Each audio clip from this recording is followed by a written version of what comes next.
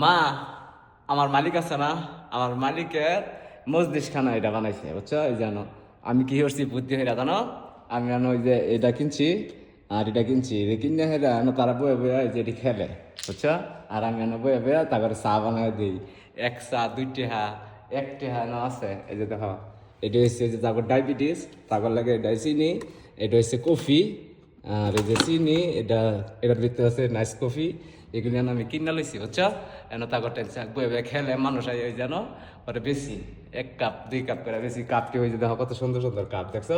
এনে বয়ে বয়ে বেশি আমি ডেলি 15 টেহা 20 টেহা তারপর চা বিচ্ছা মা কামাইতারি।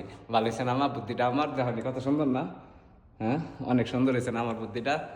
আলহামদুলিল্লাহ। ডেলি 15-20 টেহা কামাইতারি। আমার মালিক কেন ভেবে খেলে, এই যে আমার মালিককে বয় যে এই চেয়ারের মধ্যে, আর এন আরেকজন এভাবে খেলে, আর এন আরও মানুষ আইলে যেন আমি যেদিন মানুষ বেশি মা এদিন অনেকটা ইনকাম বুঝছো।